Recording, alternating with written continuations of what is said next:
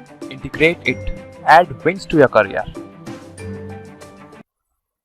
Hello everyone and welcome back to our channel Integrated. आज हम लोग कॉन्क्रीट के ऊपर क्वेश्चंस करेंगे। लास्ट क्लास तक हमने कॉन्क्रीट पढ़ लिया, तो आज किस किस के क्वेश्चंस बाकी है? देखो, लाइम के बाकी है, मोर्टार के बाकी है, और अपने एग्रीगेट्स के, एडमिक्सचर वाटर और कॉन्क्रीट के बाकी है। तो सारे क्वेश्चन टोटल 150 क्वेश्चन लेके आए, 150 नंबर ऑफ क्वेश्चन, जिसमें एसएससी प्रीवियस ईयर और ईएससी के क्वेश्चन है। ठीक है, तो स्टार्ट करते हैं फर्स्ट क्वेश्चन से। आपको वही पैटर्न अपनाना है कि आपको पहले अपने हिसाब से आंसर टिक करना है, फिर आपको चेक करना है कि सही है कि गलत है। ठीक है, और मैक्सिमम कोशिश करें कि तुक्का ना मारें, ज़्यादा से ज़्यादा कोशिश तुक्का ना मारने की करें। ठीक है, तुक्का मारने से क्या, अब तो तुक्का मारने कोई मतलब नहीं एग्जाम में, फिर भी एक दो जगह मार लेना, लेकिन यहाँ भी मारोगे तो फिर आदत पड़ जाएगी, और आदत ऐसी गलत होती है। तो फर्स्ट क्वेश्चन से स्टार्ट करते हैं। Question first, the operation of converting limestone into quicklime by heating it to a temperature up to 900 degrees Celsius and releasing carbon dioxide is known as. ये मैंने आप लोगों को बताया है कि क्या प्रोसेस होता है। कार्बन डाइऑक्साइड को, सॉरी, लाइमस्टोन को हीट करने के up to redness, hot redness तक, उसको बोलते हैं कैल्सिनेशन। क्या बोलते हैं? कैल्सिनेशन। तो इसका फर्स्ट का क्या हो जाएगा? बी आंसर करेक्ट हो जाएगा। Second question, which of the following type of lime is used for underwater construction? which of the following lime is used for underwater construction? underwater construction के लिए मैंने आपको क्या बताया था, कौन सा लाइम काम में लेते हैं? देखो, फैट लाइम या क्विक लाइम या स्लैग्ड लाइम नहीं, लोग लेते हैं हाइड्रोलिक लाइम। कौन सा काम में लेते हैं? अंडर वाटर, या फिर जहां पर हमें स्ट्रेंथ रिक्वायरमेंट है वहां पर हम लोग कौन सा काम में लेते हैं? हाइड्रोलिक लाइम काम में लेते हैं। फैट लाइम कहां पर काम में लेते हैं? जहां पर एस्थेटिक इंपॉर्टेंस हो। कहां पर? एस्थेटिक। एस्थेटिक यानी कि जहां पर दिखावटी हो, दिखावटी पर्पज हो वहां पर, और जहां पर स्ट्रेंथ पर्पज हो या अंडर वाटर तो हाइड्रोलिक सीमेंट, हाइड्रोलिक लाइन काम है, स्ट्रेंथ या फिर अंडर वाटर। ठीक है, next question, quick lime as it comes from kill.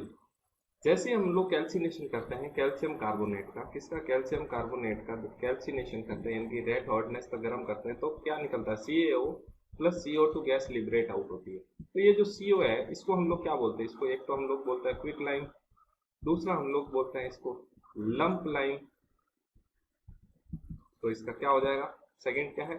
Lump lime, या फिर क्या बोलते हैं इसको? Pure lime. तो इसका क्या हो जाएगा? लंप लाइम जो है करेक्ट आंसर हो जाएगा। मैंने आपको ये तीनों चीजें लिखवाई है। ठीक है, तो थर्ड का हो गया क्वेश्चन, थर्ड का आंसर करेक्ट सी।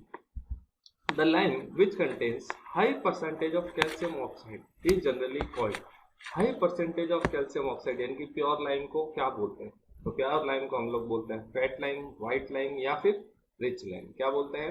फैट लाइम को, सॉरी, प्योर लाइम को, जिसकी परसेंटेज प्योरिटी अगर ग्रेटर देन 95% हो तो हम लोग उसको क्या बोलते हैं?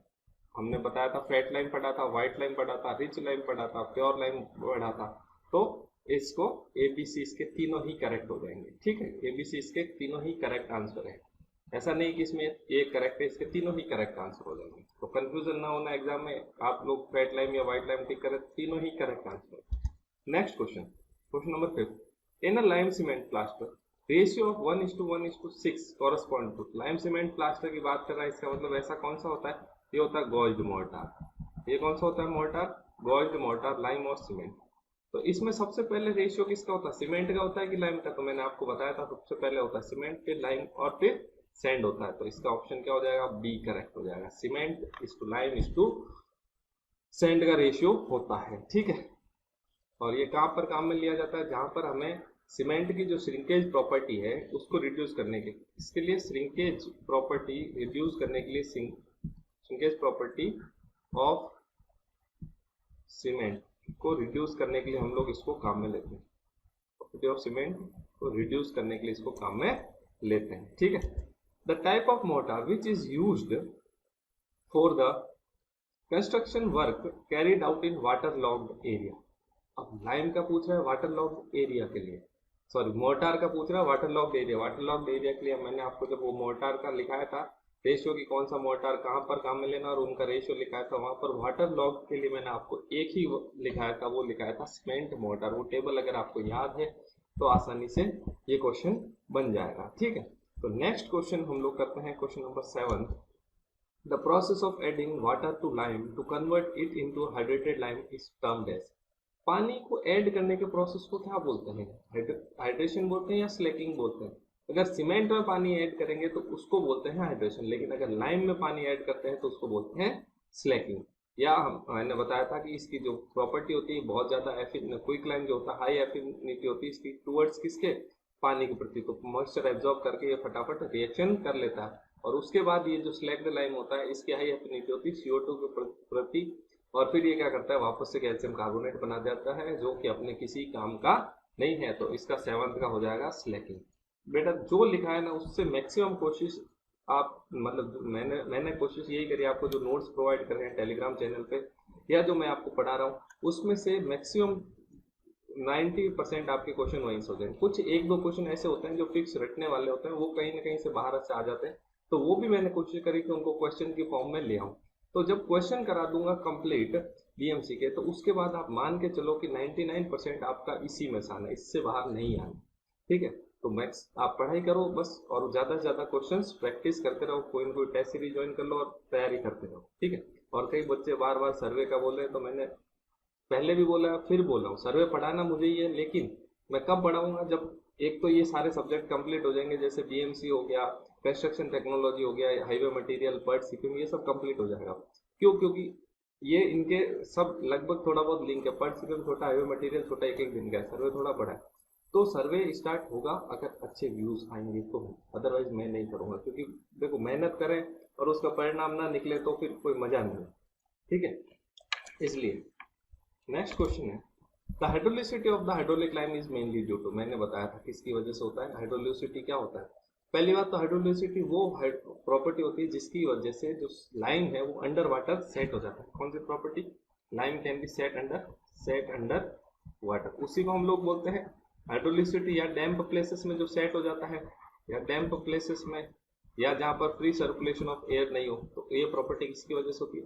ये होती है एक तो क्ले, और अगर क्ले नहीं है तो इन एब्सेंस ऑफ क्ले अगर मैग्नीशियम कार्बोनेट है तो उसकी वजह से भी हो जाती है। तो ये आपको ध्यान रखना है।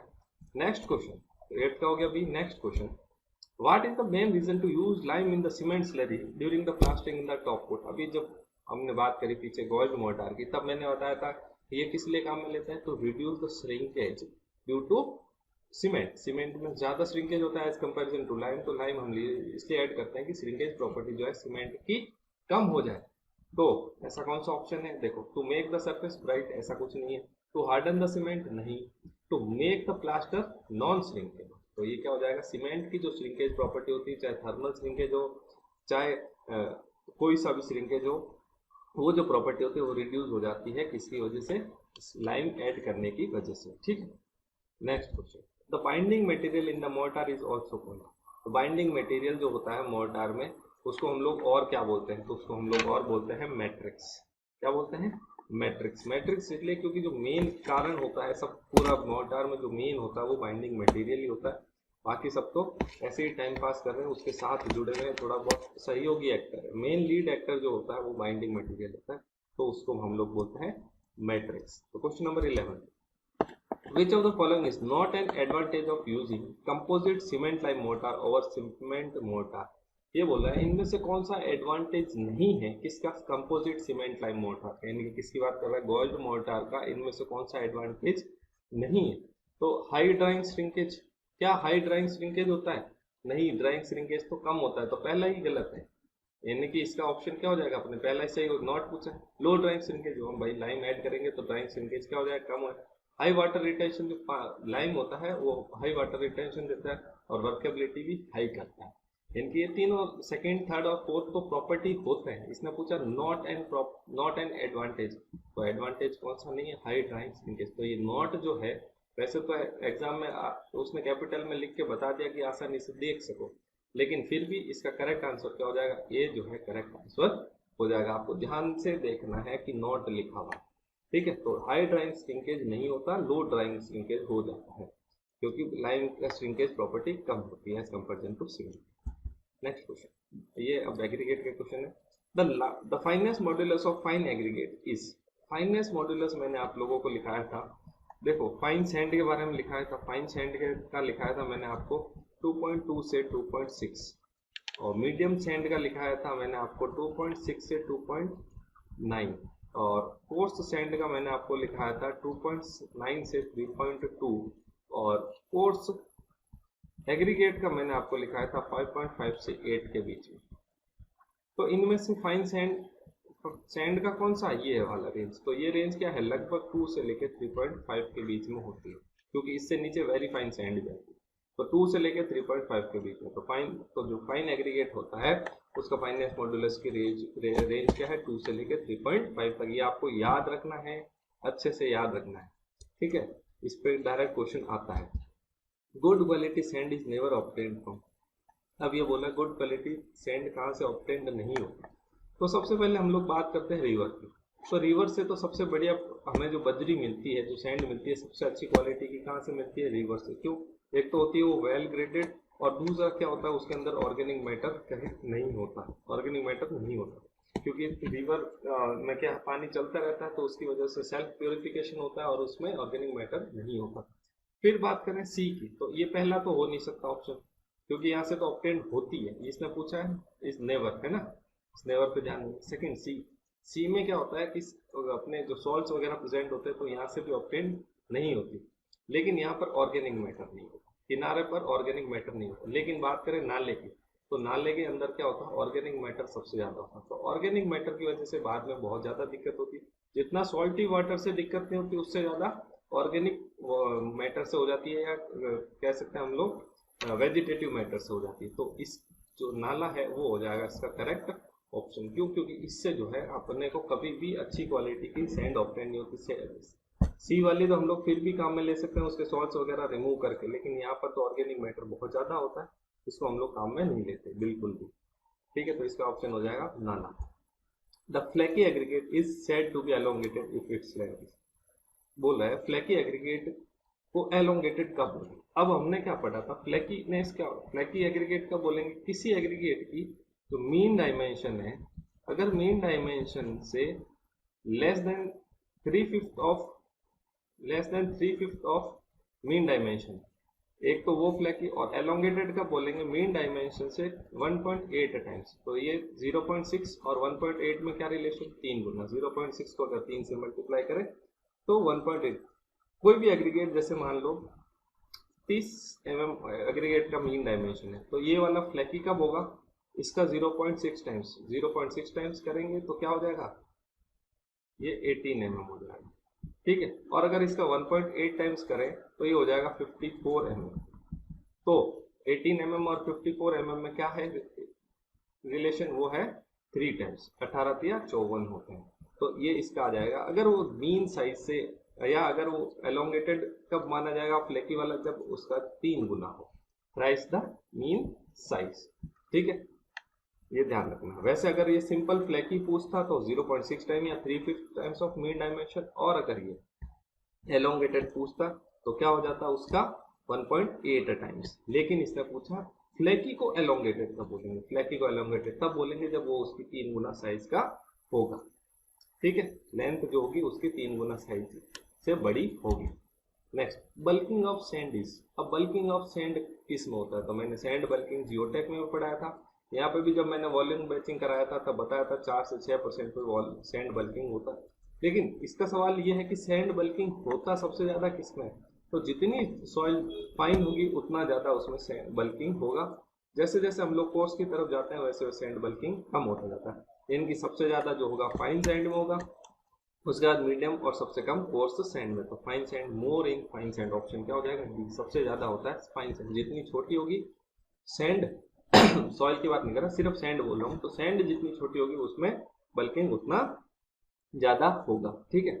तो next question, question number 16, according to IS 383 the coarsest sand falls under grading zone. अब ये बोल रहा है IS 383 के हिसाब से कोर्सेस सैंड कौन सी होती है। तो सैंड के 4 जोन्स होते हैं, 1 2 3 4, ये जो सामने लिखे हैं 4 जोन में बांटी है सैंड को। उनमें से जो जोन फर्स्ट होता है उसकी साइज सबसे बड़ी होती है, फिर जोन सेकेंड की होती है, फिर थर्ड की, और फिर होती है फोर्थ की। ये मैंने आपको नोट्स में नहीं कराया था एग्रीगेट के, तो यहाँ पर मैं इसलिए इसको क्वेश्चन की फॉर्म में ले आया।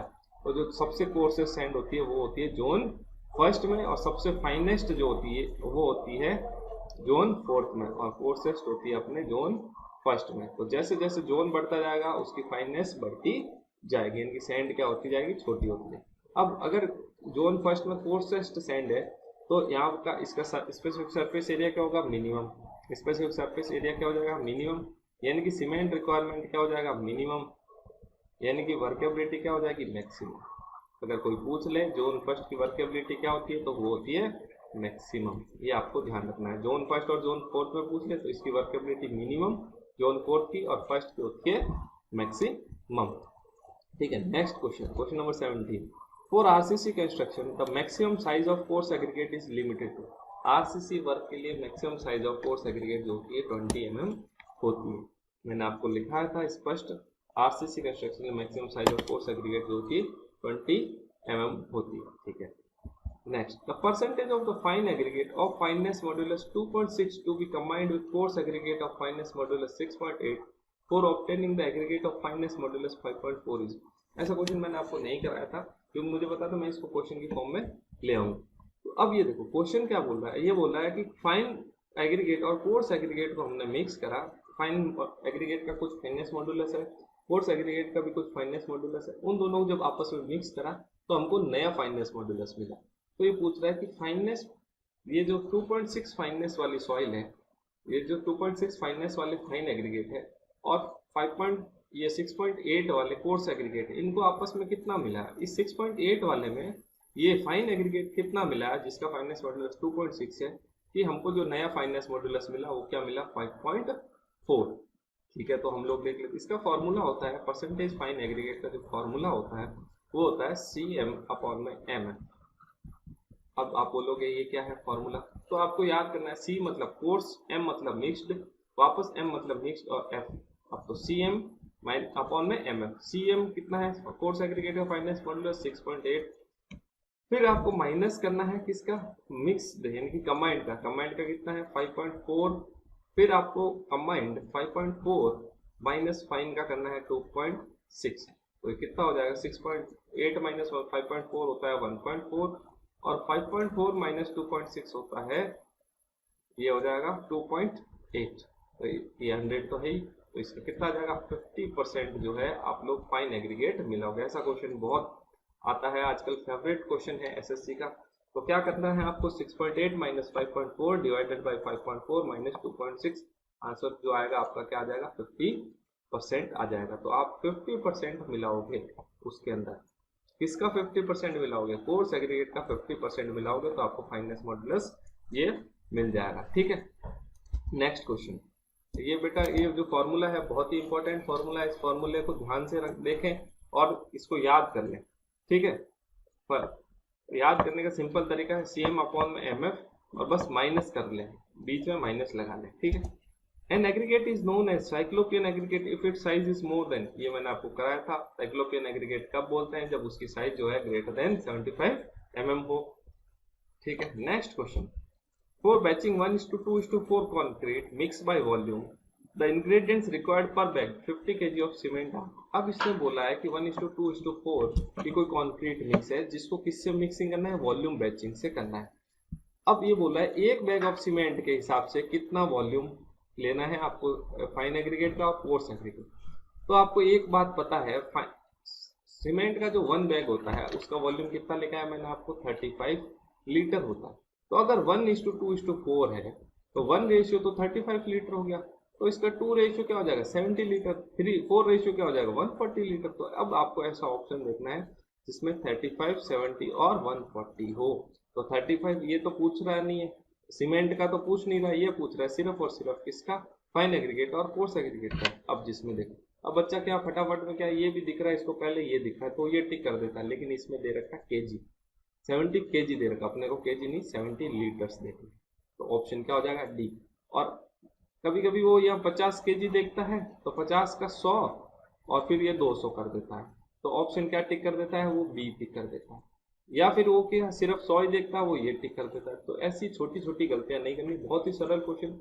इसने बस ये वर्ड दिया है यहाँ पे बाय वॉल्यूम, जैसे ही बाय वॉल्यूम देगा आपको सीमेंट को वॉल्यूम में लेना है, और एक बैग ऑफ सीमेंट का वॉल्यूम होता है 35 लीटर। ये हम लोग सीमेंट वाले में आराम से अच्छे से पढ़ चुके हैं।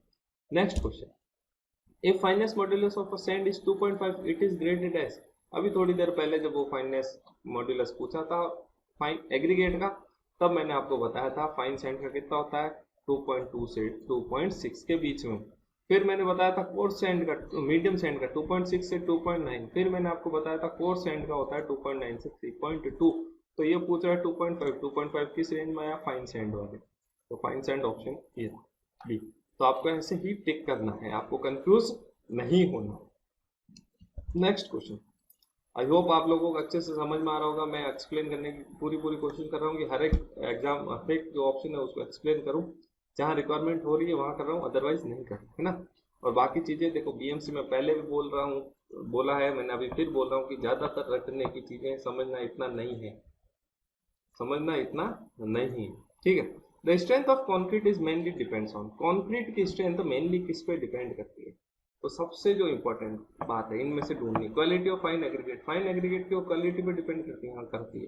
पर वर्ड ध्यान देना है मेनली, मेनली इसलिए बोल रहा हूँ क्योंकि इसमें जो चारों ऑप्शन है चारों पे डिपेंड करता है। वाटर सीमेंट रेशियो पे करता है, फाइननेस ऑफ सीमेंट पे भी करता है, क्वालिटी ऑफ कोर्स एग्रीगेट पे भी करता है, पर इसने पूछा मेनली, तो मेनली डिपेंड करता है वाटर सीमेंट रेशियो पे, क्योंकि ये बाकी चीजें अपन ने इतना डिटेल में नहीं पढ़ा जितना अपन ने वाटर सीमेंट रेशियो पढ़ा। तो वाटर सीमेंट रेशियो के इन्वर्सली प्रोपोर्शनल होती है स्ट्रेंथ। जैसे जैसे वाटर सीमेंट रेशियो बढ़ेगा स्ट्रेंथ क्या होगी, डिक्रीज होगी। किसने बोला था, अब्राम्स लॉ ने, अब्राम्स लॉ ने यही बोला था कि जैसे जैसे वाटर सीमेंट रेशियो बढ़ेगा वैसे वैसे क्या बढ़े, स्ट्रेंथ क्या होगी, कम होगी। तो वाटर सीमेंट रेशियो पे मेनली डिपेंड करती है स्ट्रेंथ ऑफ कॉन्क्रीट, ठीक है। Next question, if aggregate completely pass through a CO of size 75 mm, the particular aggregate will be flaky if its minimum dimension is less than। अब ये बोल रहा है कि ये कोई पार्टिकल है जो 75 mm से पास हो रहा है, लेकिन इसको फ्लैकी कब बोलेंगे, जब इसकी साइज इससे छोटी हो। तो फ्लैकी के लिए अपने को पता है 3/5 ऑफ मीन डायमेंशन होना चाहिए, यानी कि 0.6 टाइम्स इंटू 75। अब 0.6 टाइम्स या 3/5 ऑफ 75, तो 5 से 15, 45 mm से अगर ये छोटा होगा तो मैं उसको क्या बोलूंगा, फ्लैकी। अब यहाँ पर 45 mm आपको ऑप्शन में नहीं दिख रहा, तो अब आप क्या टिक करोगे, या तो ये 40.5 ये या लोगे आप 50.5, लेकिन मिनिमम डायमेंशन क्या होना चाहिए, इससे कम होना चाहिए, 45 mm से कम होना चाहिए। तो 50.5 तो ऊपर है, तो ये रिजेक्ट हो जाएगा। तो आप लोग क्या टिक करोगे, 40.5। तो आप क्या टिक करोगे, 40.5 mm। इसमें आपको ये ध्यान रखना, बच्चा क्या होता है फटाफट में बोलता है 45 mm है हायर। अब अपनी आदत होती है हायर चीज लेने की, तो हायर वाला हर बार नहीं लेना पैरामीटर, कभी कभी लोअर वाला लेना है, और यहाँ पर तो लोअर ही पैरामीटर का में लेना है, ठीक है। तो इसका हो जाएगा 40.5। Next question, for ensuring quality of concrete use, और हाई क्वालिटी कॉन्क्रीट बनाने के लिए हमें क्या यूज करना होता है। तो अपन ने देखा था पुअर ग्रेडेड से क्या होता था, क्वालिटी डिक्रीज होती थी। वेल ग्रेडेड जो एग्रीगेट्स होते थे उनकी जो क्वालिटी होती, उससे जो क्वांटिटी उससे जो कॉन्क्रीट बनती थी उसकी क्वालिटी कैसी होती थी, अच्छी होती थी। तो कैसा एग्रीगेट लेना है अपने को, हाई क्वालिटी के लिए ग्रेडेड एग्रीगेट लेना है। कैसा लेना, ग्रेडेड। ग्रेडेड का मतलब यहाँ पर है well graded aggregate. Coarse aggregate से तो क्या होता है, अपने को क्वालिटी अच्छी नहीं मिलती, क्यों, क्योंकि सीमेंट इसमें कम होता है, सीमेंट कम होता है, सीमेंट लेस, और वर्केबिलिटी हाई होती है, वर्केबिलिटी हाई होती है। टू साइज एग्रीगेट से क्या हो जाएगी, गैप ग्रेडेड है, ठीक है। तो इसमें भी अपने को सीमेंट रिक्वायरमेंट कम और वर्केबिलिटी हाई। सिंगल साइज ये तो होता ही पुअरली ग्रेडेड है, पुअरली ग्रेडेड में अपने को क्या मिलता है, वर्केबिलिटी हाई मिलती है, लेकिन अपने को वर्केबिलिटी इसमें कम मिलती है और स्ट्रेंथ भी कम मिलती है, क्योंकि इनकी जो वॉइड्स है वॉइड्स खाली रह जाएगी, तो वॉइड्स के अंदर कुछ आएगा नहीं, तो वर्केबिलिटी रिड्यूस हो जाती है। Next, the impact test are used to determine, impact test से क्या हम लोग डिटरमाइन करते हैं। तो इम्पैक्ट टेस्ट से हम लोग क्या डिटरमाइन करते थे, टफनेस करते थे। इम्पैक्ट टेस्ट से हम लोग क्या करते थे, टफनेस। ऐसे कैसे आपसे पूछ लेता है, एब्रेशन टेस्ट से आप लोग क्या डिटरमाइन करते हो, तो एब्रेशन टेस्ट से आप लोग हार्डनेस करते हो।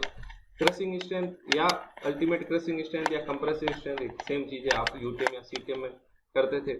अब डक्टिलिटी आप एग्रीगेट्स पे तो करने से रहे, डक्टिलिटी आप लोग किसके लिए करोगे, या तो बिटुमन के लिए करोगे जो हाईवे मटेरियल है, या फिर आप लोग स्टील वगैरह के लिए करोगे। और इसी प्रकार टीनेसिटी भी आप उन्हीं के लिए करते हो, मेटल्स के लिए।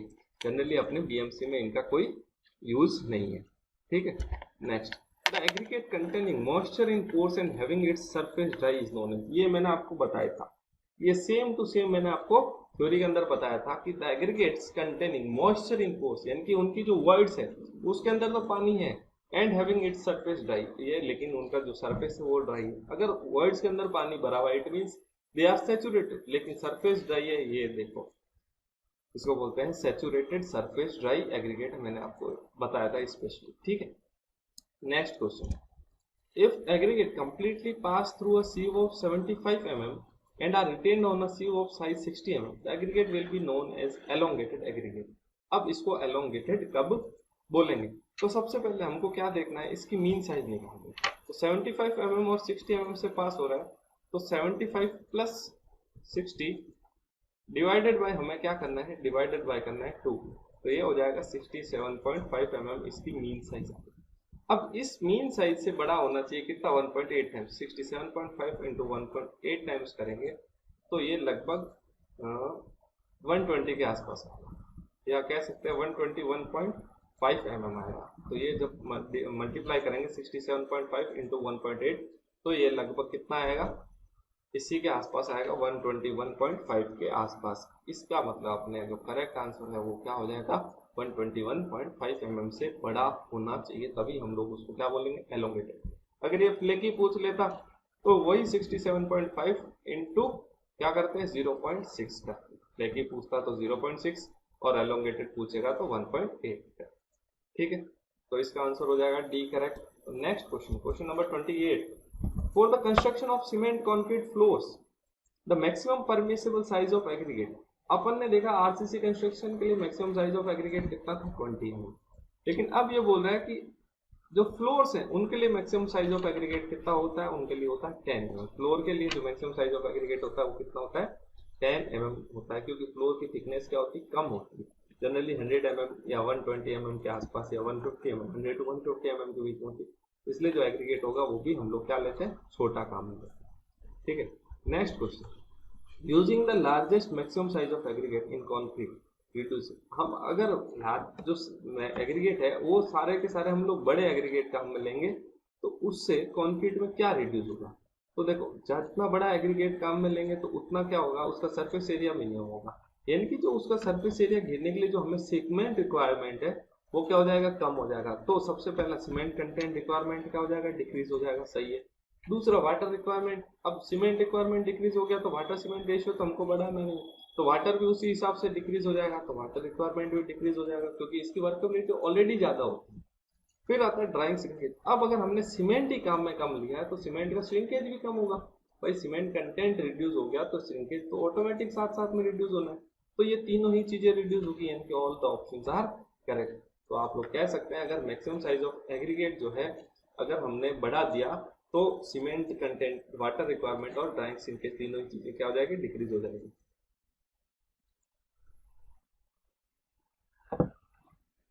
Next question, the maximum size of aggregate in concrete depends upon, the maximum size of aggregate होता है उसमें कॉन्क्रीट में वो किस पे डिपेंड करता है। तो ये भी मैंने आप लोगों को कराया था, पॉइंट्स टू रिमेंबर में लास्ट में। Thickness of the structural section, जितनी थिकनेस है उससे कम ही होगा, उससे बड़ा तो होना नहीं।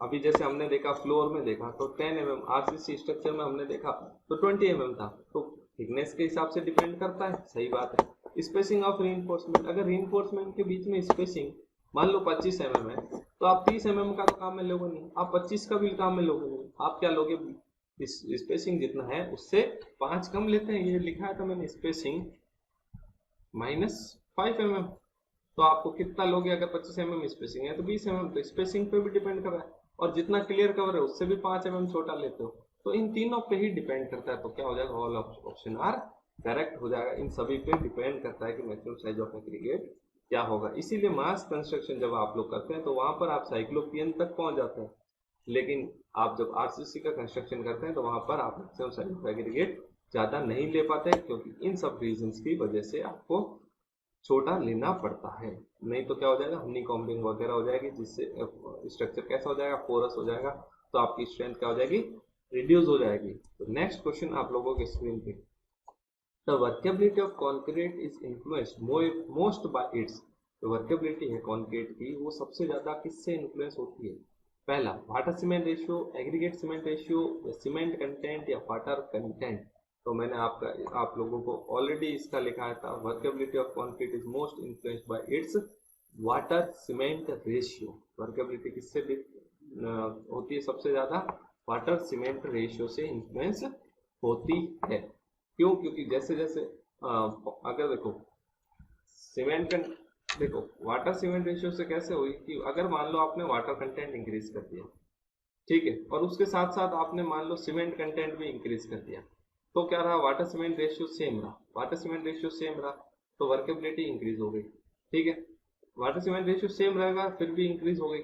लेकिन मान लो आप बात कर रहे हो कि आपने वाटर कंटेंट तो बढ़ा दिया लेकिन सीमेंट कंटेंट कम कर दिया, तो इससे वर्केबिलिटी तो बढ़ेगी लेकिन साथ साथ में क्या होगा? स्ट्रेंथ भी डिक्रीज हो जाएगी, ठीक है। लेकिन इससे क्या है? स्ट्रेंथ भी सेम रहेगी। अगर आपने एग्रीगेट सीमेंट रेशियो, तो एग्रीगेट सीमेंट रेशियो पे भी इतना नहीं, डिपेंड इन सब पे करती है, लेकिन सबसे ज्यादा जो इन्फ्लुएंस होती है, पीछे भी आया था ऐसा क्वेश्चन, तब भी मैंने बोला था वाटर सीमेंट रेशियो जो होता है मोस्टली कंक्रीट की जो स्ट्रेंथ है या जो वर्केबिलिटी है उसको सबसे ज्यादा जो इफेक्ट करता है वो हमेशा क्या करता है? Water cement ratio. बाकी सारी चीजें भी करती है, वाटर भी कर रहा है, सीमेंट भी कर रहा है, एग्रीगेट भी कर रहा है, एग्रीगेट की साइज भी कर रहा है, एग्रीगेट सीमेंट रेशियो से भी हो रहा है, उसके टेक्सचर से भी हो रहा है। अपन ने फैक्टर्स अफेक्टिंग वर्केबिलिटी में 6 टॉपिक पढ़े थे, शेप से भी हो रहा है। लेकिन जो मोस्टली इफेक्ट है वो आपको हमेशा वाटर सीमेंट रेशियो, इसलिए उसको सबसे पहले पढ़ा जाता है, ठीक है।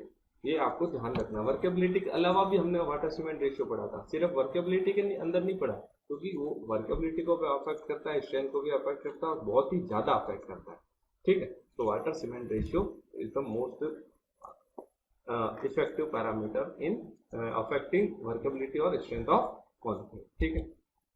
M20 grade concrete implies that strength of 15 centimeter cubes at 20 days of curing shall be। अब ये देखो, ये मैंने आपको बताया था, जितना पीछे नंबर है वो किस में स्ट्रेंथ होती है? एमपीए में, मेगा पास्कल। और मेगा पास्कल किसके बराबर होता है? न्यूटन पर एमएम स्क्वायर। तो इसके पीछे 20 लिखा हुआ है, तो इसकी क्या हो जाएगी? 20 एमपीए, 20 एमपीए या फिर 20 न्यूटन पर एमएम स्क्वायर। ऐसा ऑप्शन कौन सा? Option C. अगर ये केजी पर सेंटीमीटर स्क्वायर में पूछेगा तो इसको मल्टीप्लाई कर दो 10 से, तो इट विल भी क्या हो जाएगा? 200। तो बच्चा क्या करता है? फटाफट देखता है 20 दिख रहा है तो इसको टिक कर देगा ए ऑप्शन को, लेकिन ए ऑप्शन नहीं होगा, ये गलत हो जाएगा। तो ए क्या होना चाहिए? अगर ये 200 होता तो आपका करेक्ट होता। केजी पर सेंटीमीटर स्क्वायर और न्यूटन पर एमएम स्क्वायर में क्या रिलेशन है? अगर न्यूटन पर एमएम स्क्वायर या मेगा पास्कल को 10 से मल्टीप्लाई करेंगे तो आपको क्या मिलेगा? केजी पर सेंटीमीटर स्क्वायर मिलेगा, ठीक है। तो आपको ये ध्यान रखना है, ठीक है। और 8 वाला तो कोई ऑप्शन है ही नहीं, तो इसका 20 न्यूटन पर एमएम स्क्वायर या 200 केजी पर centimetre square. Next question, compaction of concrete helps in. Compaction क्यों करते हैं हम लोग? किसी भी चीज का कॉम्पैक्शन क्यों करते हैं? क्या सेग्रीगेशन ऑफ एग्रीगेट? अब अगर कॉम्पैक्शन सेग्रीगेशन ऑफ एग्रीगेट में हेल्प करता तो भाई साहब सेग्रीगेशन तो क्या है? एक तरह का डिफेक्ट है, तो ये तो भाई साहब रहने दो डिफेक्ट। तो अगर डिफेक्ट हो रहा होता तो हम लोग वो प्रोसेस करते ही क्यों, ठीक है। फिर आता है removal of axis water. Axis water removal को तो हम लोग कंसोलिडेशन बोलते थे, और अगर कंक्रीट में से रिमूव करेंगे तो भाई साहब कंक्रीट सीमेंट भी तो लेके जाएगा, तो स्ट्रेंथ रिड्यूस हो जाएगी। तो हम लोग क्या करते हैं? हमेशा इंक्रीज ऑफ डेंसिटी इंक्रीज करने के लिए, ताकि क्या हो, क्योंकि हमने देखा था 5% वॉइड्स रह गई तो 25% स्ट्रेंथ कम हो जाती, 10% वॉइड रह गई तो 50% तक स्ट्रेंथ रिड्यूस हो रही है। तो इतनी ज्यादा अगर स्ट्रेंथ रिडक्शन हो रहा है तो हम लोग पहले वर्ड्स को रिड्यूस कर देते हैं, तो स्ट्रेंथ क्या हो जाएगी? इंक्रीज हो जाएगी। तो डेंसिटी इंक्रीज करने से क्या होगा? वर्ड्स डिक्रीज होगी और स्ट्रेंथ इंक्रीज होगी। तो यही कॉम्पैक्शन का अपना मोटिव था, to increase its density. Next question, the minimum grade of concrete is to be used in reinforced concrete as per 1978। बहुत ही अच्छा क्वेश्चन। अब बच्चा क्या देखता है आजकल के हिसाब से? जैसे मैंने आपको टेबल लिखाई थी, तो वो टेबल किसके हिसाब से थी? वो थी 2000 IS 456 2000 के हिसाब से थी। तो आप लोग क्या देखोगे? सीधा M20 टिक कर दोगे, लेकिन आपको M20 टिक नहीं करना है। इसने पूछा है 1978, M20 गलत हो जाएगा। ये भाई साहब इससे सही है 2000 से, लेकिन हो जाएगा इसका आंसर M15 हो जाता है। 1978 में जो मिनिमम ग्रेड ऑफ कंक्रीट था वो कितना था? M15। अब ऐसे ही आपको याद रखना है, अगर प्री टेंशनिंग का पूछ ले, प्री स्ट्रेस कंक्रीट की बात कर रहा हूँ। प्री स्ट्रेस कंक्रीट में दो फिनोमिना होते हैं, एक प्री टेंशन होता है, एक होता है पोस्ट टेंशन। तो प्री टेंशन का पूछ ले तो आपको वहां पर M40 काम में लेना है, और पोस्ट टेंशन का बोलते तो आपको M30 का मिलेगा, और IS 456 2000 से पूछ ले तो M20 होता है। तो आपको ये सारे याद रखने हैं। और अगर PCC का पूछ ले तो मिनिमम ग्रेड होता है M15 एज पर 2000। ठीक है, ये भी आपको ध्यान में रखना है। और अगर सी वाटर का पूछ ले RCC में तो M30 सी वाटर के लिए, ये PCC के लिए, ये RCC के लिए सी वाटर में ध्यान रखना। ये तो ऐसे जनरल है, तो ये कुछ कॉमन मिनिमम वैल्यूज हैं वो याद रखनी, बाकी आपको वो टेबल तो याद रखनी है, उसी टेबल से ये सारे क्वेश्चन हो जाएंगे। ठीक है, the value of VB time for low workability as per Indian standard is prescribed as. मैंने आपको बताया था कि जो टेबल बता रहा हूँ मैं वर्केबिलिटी वाली, बहुत ही इंपॉर्टेंट टेबल है, उसमें से मैक्सिमम क्वेश्चन आते हैं। आप चाहे प्रीवियस ES के उठा लो, ESC के क्वेश्चन उठा लो, चाहे SSC के उठा लो, चाहे कोई स्टेट या AJE गवर्नमेंट एग्जाम के उठा लो, आपको जो मैक्सिमम क्वेश्चन मिलेंगे अगर वर्केबिलिटी से आ रहे हैं या एक्सपोजर कंडीशन आ रहे हैं तो उन्हीं दो टेबल से आ रहे हैं। तो बहुत ही इंपॉर्टेंट टेबल्स है। ये भी उसी टेबल से आ गया, पिछले वाला भी उसी टेबल से था।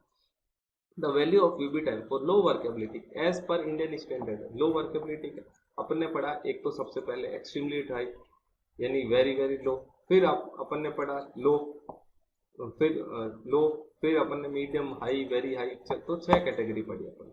तो ये पूछ रहा है कि इसमें से कौन सा होगा लो वर्केबिलिटी के लिए।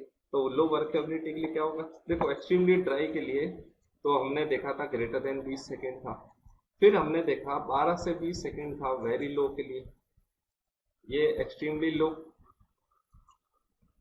यानी कि जिसको कह सकते हैं वेरी वेरी लो, ये था वेरी लो के लिए। आपको टेबल याद है तो अच्छा बात है, नहीं तो अभी भी समय है, आप लोग वो टेबल को याद कर लीजिए। तो फिर था आपको 6 से 12 सेकेंड इसके लिए लो के लिए, फिर था आपका 3 से 6 सेकेंड मीडियम के लिए, और फिर आया था हाई।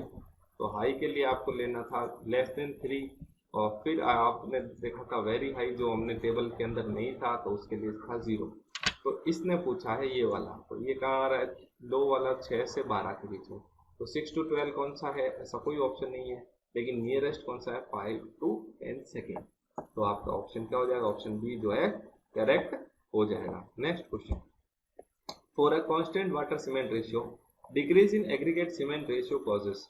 अगर कांस्टेंट वाटर सीमेंट रेशियो है, अगर मैंने उसमें एग्रीगेट सीमेंट रेशियो डिक्रीज कर, अब देखो एग्रीगेट सीमेंट रेशियो डिक्रीज हो रहा है, इट मीन्स क्या हो रहा है, अगर मैं एग्रीगेट अपॉन सीमेंट रेशियो को डिक्रीज कर रहा हूँ, इट मीन्स मेरा एग्रीगेट जो है वो डिक्रीज हो रहा है और सीमेंट क्या हो रहा है, इंक्रीज हो रहा है। अगर सीमेंट कंटेंट इंक्रीज होगा तो क्या होगा, वर्केबिलिटी इंक्रीज होगी, और वर्केबिलिटी इंक्रीज होगी, इनका ऑप्शन ए जो है करेक्ट हो जाएगा। तो ये हमने उस टाइम भी पढ़ा था फैक्टर्स अफेक्टिंग वर्केबिलिटी में, इसको डिटेल में, अब ये फिर आ गया। तो ये जो वर्केबिलिटी है सबसे ज्यादा क्वेश्चन वर्केबिलिटी आने के चांसेस हैं कॉन्क्रीट में। Next question, the concrete mix which causes difficulty in obtaining a smooth finish is known to pauses.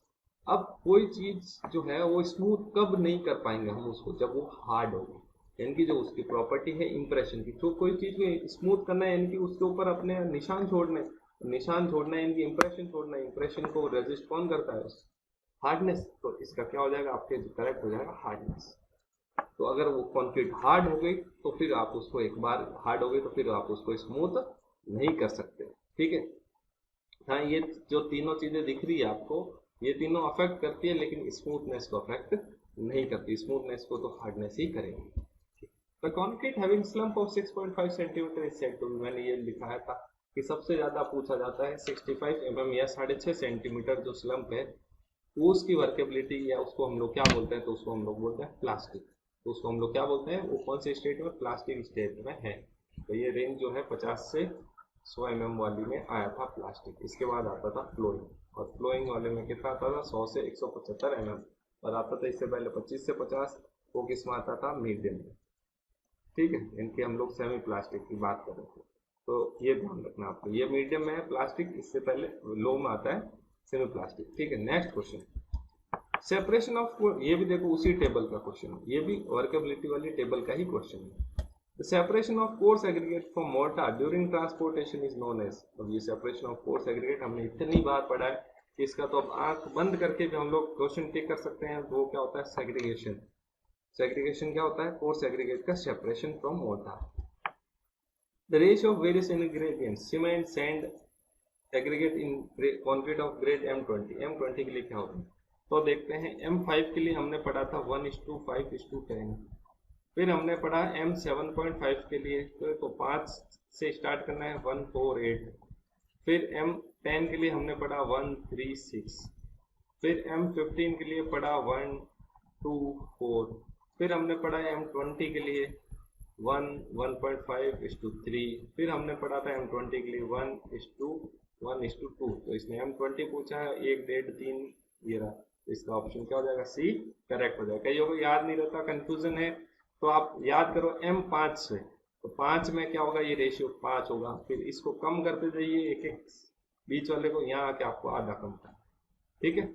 तो इससे आपको जो मैक्सिमम पूछा जाएगा वो ये 3 पूछे जाते हैं, 10, 15 और 20। सबसे ज्यादा 10 और 20 पूछे जाते हैं, 15 भी थोड़ा कम पूछा जाता है।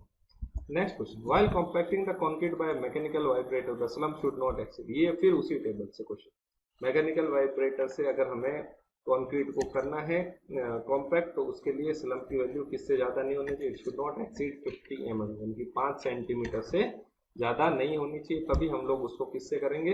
मैकेनिकल वाइब्रेटर से करेंगे कॉम्पैक्ट, ठीक है। Next question, the operation of removing humps and hollows of uniform concrete surface is known as. Humps and hollows यानी कि किसकी बात कर रहा है? ये एक्सिस कॉन्क्रीट को रिमूव करने की, एक्सिस कॉन्क्रीट को रिमूव करने की, ये हमने पढ़ा था। देखो, एक मैंने बताया था आपको, कॉन्क्रीट ऐसी है, तो इसको रिमूवल को हम लोग क्या बोलते थे? स्क्रीडिंग, ठीक है। इसके बाद हमने बोला कि इरेगुलरिटीज, अब कॉन्क्रीट कैसी आ गई? ऐसी छोटी मोटी इरेगुलरिटी है, तो इसको रिमूव करने को हम लोगों ने क्या बोला था? क्या बोला था? फिनिशिंग या ट्रावलिंग। तो इसको हम लोगों ने बोला था, ये आपके लिए होमवर्क है। ये क्या है आपके लिए? होमवर्क। आप लोग मेरे को कमेंट सेक्शन में बताएंगे, क्योंकि देखो, और इसके बाद आपका एक और आया था। अब ये इरेगुलरिटीज आपने फिल कर दी, इसके बाद आया था कि आपको उसको फिनिश करना है, तो वो आया था फिनिशिंग। तो अब आपको देखो, इसको होमवर्क है कि इसको फ्लोटिंग बोलेंगे कि ट्रैवलिंग बोलेंगे, और ये हो गया आपका स्क्रेडिंग। तो एक्सेस कॉन्क्रीट को रिमूवल को आप लोग क्या बोलते हैं? स्क्रेडिंग बोलते हैं, या हम्स एंड होलोज को। तभी मैंने बताया था hums and hollows word. Hums क्यों? क्योंकि ये हो गया हम्स, ये होलोज, हम्स होलोज। तो इनको रिमूवल को भी हम लोग क्या बोलते हैं? स्क्रेडिंग। फिर आपका होमवर्क है कि इरेगुलरिटीज को रिमूव करने के प्रोसेस को क्या बोलते हैं? इन दोनों में से कोई होगा। और उसके बाद आता है फिनिशिंग, तो इसका करेक्ट आंसर हो जाएगा B. For mild and moderate exposure, if 20 mm coarse aggregate are used, minimum cement content per cubic meter of concrete must not be less than। अब ये तो डायरेक्ट क्वेश्चन पूछ ले, माइल्ड एंड मॉडरेट कंडीशन के लिए RCC work में किससे ज्यादा, किससे कम नहीं होना चाहिए? सीमेंट का मिनिमम कंटेंट क्या होना चाहिए? मिनिमम कंटेंट होना चाहिए 300 kg। ये भी उसी टेबल से, ये भी उसी टेबल से है क्वेश्चन। तो जो मैंने आपको वर्केबिलिटी और एक्सपोजर कंडीशन वाले 2 टेबल लिखाई थी, बहुत ही इंपॉर्टेंट टेबल है, आपको याद करनी है। मैंने उस टाइम भी बोला था, एक बार फिर बता रहा हूँ। तो ये देख लीजिए आप उस टेबल से, उन 2 टेबल से कितने ज्यादा क्वेश्चंस आ रहे हैं, ठीक है। Next question, the static modulus of elasticity of concrete for short term loading में भी। अब ये बोल रहा है शॉर्ट टर्म लोडिंग के हिसाब से। अब ये जो है आपका जो है क्वेश्चन, ये इसने क्वेश्चन पूछा है IS 456-2000 के हिसाब से। अब ये क्यों बता रहा हूँ? क्योंकि अगर ये क्वेश्चन पूछता IS 456 1978 से, तो इसका आंसर होता EC = 5700√FC, 5700√FC। तो ऐसा कोई ऑप्शन है नहीं, तो इसने पूछा है 2000 से। और वैसे भी अगर ये 2000 के बाद के किसी ईयर में आया तो ऑटोमेटिक 2000 का हो गया। अगर उसने कोड नहीं लिखा है, तो आपको भी अगर कोई कोड ना लिखा है, तो इसका मतलब है वो IS 456 2000 से सवाल है, 1978 से नहीं है, जब तक वो कोड स्पेसिफाई ना करे। तो 2000 के हिसाब से ये होता है EC = 5000√FC। तो ये आपका हो गया, इसका करेक्ट आंसर क्या हो जाएगा? बी, ठीक है। अब इसका तो करेक्ट बी हो गया। ये तो था शॉर्ट टर्म लोडिंग। अगर ये पूछ ले लॉन्ग टर्म लोडिंग, तो होता है ECL = EC/1 + थीटा। अब ये जो थीटा होता है, ये होता है क्रीप कोफिशिएंट। ये बेटा वहां पर मैंने नहीं कराया था, ये यहाँ पर करा रहा हूँ। ये क्या होता है? थीटा क्या होता है? Creep coefficient. और क्रीप हमेशा क्या होता है? टाइम डिपेंडेंट, समय के साथ जो परिवर्तन होता है या जो डिफॉर्मेशन होता है, उसको हम लोग क्या बोलते हैं? क्रीप बोलते हैं। टाइम के साथ constant under load, under constant load.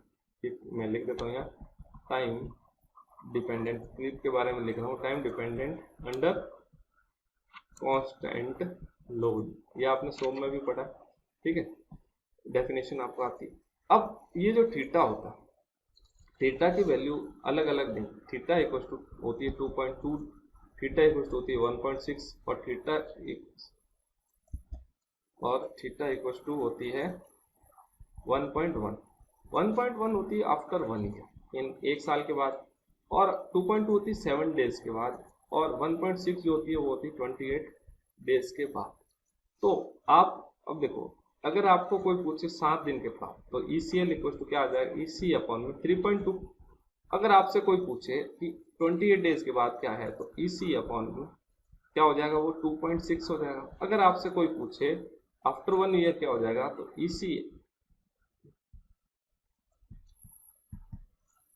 EC equal to क्या हो जाएगा, ECL इक्वल टू हो जाएगा EC अपॉन में 2.1। तो इससे क्या पता चल रहा है कि जैसे जैसे टाइम इंक्रीज हो रहा है, जैसे जैसे समय इंक्रीज हो रहा है, नीचे वाला कोएफिशिएंट क्या होता जा रहा है, डिक्रीज, यानी कि लॉन्ग टर्म जो loading, long term modulus of elasticity है वो क्या हो रहा है, इंक्रीज हो रहा है, यानी कि कंक्रीट जो है समय के साथ स्ट्रेंथ इंक्रीज कर रहा है। मैंने आपको बताया, तो वो यहाँ से प्रूव हो रहा है कि समय के साथ कंक्रीट इंप्रूव, स्ट्रेंथ इंक्रीज कर रही है, उससे हो रही है। किसी भी चीज का अगर मॉड्यूलस ऑफ इलास्टिसिटी इंक्रीज हो रहा है, इट मींस उसकी स्ट्रेंथ क्या हो रही है, इंक्रीज हो रही है। तो अगर आपसे कोई पूछ ले टाइम के साथ साथ सीमेंट कंक्रीट की जो स्ट्रेंथ होती है इंक्रीज कैसे होती है, तो आपको ये एग्जांपल दे देना है क्रीप वाला। तो बेटा आपको याद रखना 1978 के हिसाब से EC होता है 5700 रूट FCK और 2000 के हिसाब से 5000 रूट FCK। ये तो था short term modulus of elasticity. अगर आपसे कोई पूछ ले long term modulus of elasticity ECL, वो होता है short term modulus of elasticity divided by 1 plus theta. Theta is creep coefficient. Creep क्या होता है, time dependent under constant load deformation. Time dependent deformation क्या होता है, time dependent deformation under constant load. अब थीटा की वैल्यू 7 दिन के बाद 2.2, 28 डेज के बाद 1.6 और after 1 year it is equal to 1.1। तो ECL जो है ऐसे आ जाएगा, after 7 days it will be EC upon 3.2, after 28 it will be equal to EC upon 2.6 और after 1 year it will be equal to EC upon में 2.1। और अब इन सारी चीजों को देख के हमको क्या पता चल रहा है कि जो long term modulus of elasticity of concrete है वो टाइम के साथ क्या हो रहा है, इंक्रीज हो रहा है। It means strength of concrete is increasing with time, ये मैंने आपको लिखा था। और सीमेंट की क्या बताया था, सीमेंट की विद टाइम क्या होती है, खराब होती है, 90 दिन से ज्यादा उसको स्टोर नहीं करना है। Next question, as per IS 456/2000 the organic content of the water used for making concrete should not be more than. ये भी मैंने आपको वाटर वाली जो टेबल बताई थी उस टेबल में डायरेक्ट क्वेश्चन था, उस टेबल से डायरेक्ट क्वेश्चन है। तो ऑर्गेनिक कंटेंट का लिखा था मैंने 200 मिलीग्राम पर लीटर। वो टेबल फिर बता रहा हूँ बेटा, बहुत ही इंपॉर्टेंट, जितनी टेबल्स बनी हुई है ना वो सारी टेबल्स बहुत ही ज्यादा इंपॉर्टेंट है, आपको याद करनी ही है। Next, the concrete mix design is conducted as per. Concrete mix design का कोड पूछ रहा है, तो कोड होता है IS 10262। मैंने आपको लिखा है कॉन्क्रीट मिक्स डिजाइन का कोड होता है IS 10262। ठीक है, IS 456 किसका होता है, ये अपन ने देखा RCC का कोड। ये IS 383 किसका होता है, ये एग्रीगेट्स का होता है। ठीक है, ये आपको ध्यान रखना। Next, the object of curing is not to. हम लोग जो क्योरिंग है किस लिए नहीं करते, ऐसा पूछा ना, नॉट टू, इसलिए नहीं करते।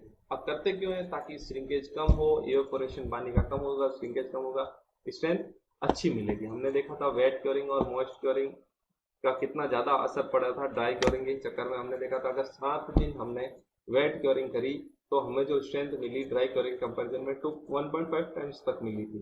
तो यानी कि अगर हमने पानी नहीं दिया 7 दिन और पानी दिया तो कितना स्ट्रेंथ मिली थी, लगभग 1.5 गुना मिली थी।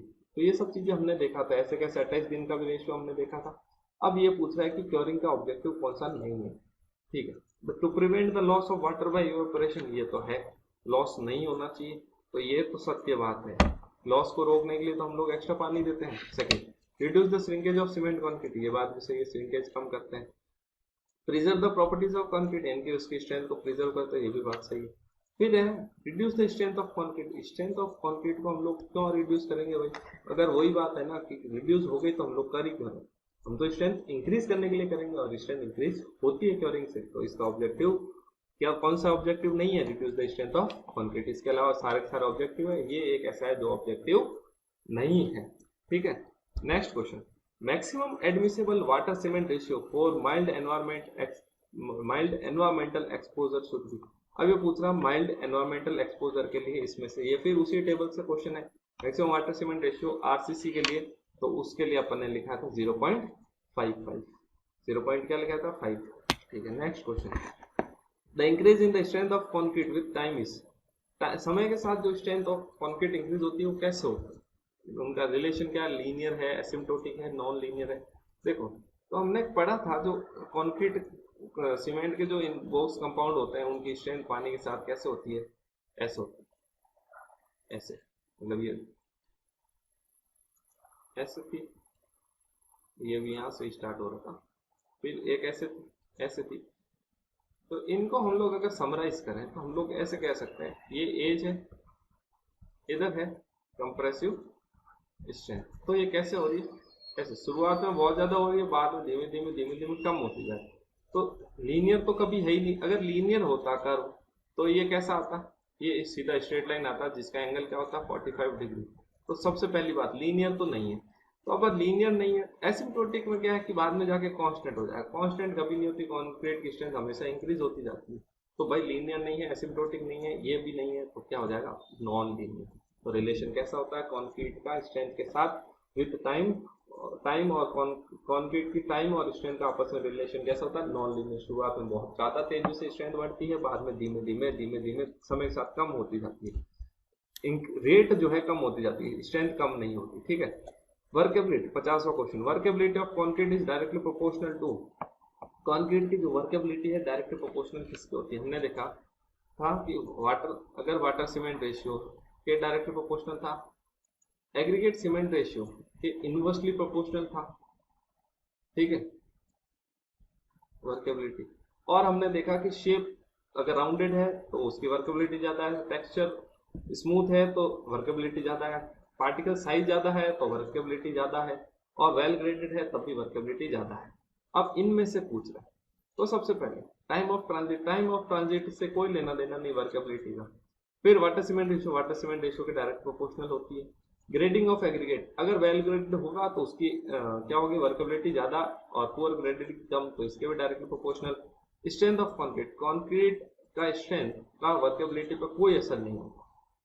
हमने वाटर सीमेंट रेशियो के रेस्पेक्ट में देखा, लेकिन वैसे वर्केबिलिटी का कोई हम लोग कह सकते हैं रिलेशन नहीं। अगर आपको थोड़ा बहुत आइडिया है तो आपको ये पता लग जाएगा। अदरवाइज आप ये भी समझ सकते हैं कि क्या होता है जब वर्केबिलिटी इंक्रीज होती है जनरली स्ट्रेंथ क्या होती है डिक्रीज होती है। तो इनवर्सली प्रोपोर्शनल, डायरेक्टली का तो रिलेशन ही नहीं है। और एग्रीगेट सीमेंट रेशियो का क्या होता है डायरेक्ट इनवर्सली प्रोपोर्शनल होता है। तो इन दोनों का लगभग इनवर्सली हो गया, और तो डायरेक्टली प्रोपोर्शनल हो गया अपने सेकंड और थर्ड का। तो सेकंड और थर्ड का ऑप्शन क्या हो जाएगा अपना डी करेक्ट होगा। तो इसका 50th नंबर का क्वेश्चन का क्या हो गया डी। तो 150 नंबर ऑफ क्वेश्चन की सीरीज है, आज 75 करेंगे, नेक्स्ट लेक्चर में भी 75 करेंगे। ठीक है, तो सेपरेशन ऑफ वाटर और water sand cement from a freshly mixed concrete, इसको हम लोग बोलते हैं ब्लीडिंग। ये भी कितनी बार हम लोग पढ़ चुके थे। सेग्रीगेशन होता है कोर्स एग्रीगेट का सेपरेशन, ब्लीडिंग होता है पानी का या सीमेंट सैंड का जो मिक्सचर है उसको अलग होना, और क्रीपिंग, क्रीप क्या होता है अंडर कांस्टेंट लोड। फ्लडिंग तो क्या होता है पानी बह के बाहर आ रहा है, ज्यादा आ गया, तो वो अलग चीज। Next question, the top diameter, bottom diameter and the height of the steel mould used for slump test. TBH पूछ रहा है, top bottom and height. TBH मैंने टू बी ऑनेस्ट कितना होता है तो 10 20 और 30। तो 10 20 30 वाला ऑप्शन पहले ऑप्शन, 10 20 और 30 सेंटीमीटर होता है। Generally strength of concrete is considered negligible या वेरी लो इन, अब कॉन्क्रीट की स्ट्रेंथ सबसे कम किधर होती है तो 10% होती है टेंशन में। कंप्रेसिव स्ट्रेंथ की 10% टेंशन में, 15% होती है अपन ने किस में देखा था फ्लेक्सर में, और शियर में होती है लगभग 20%। किसमें होती है शियर में, तो सबसे कम किस्म होगी टेंशन। तो टेंशन कौन सा है, ऑप्शन बी जो है अपना करेक्ट हो जाएगा। सबसे कम स्ट्रेंथ किस्म होती है टेंशन।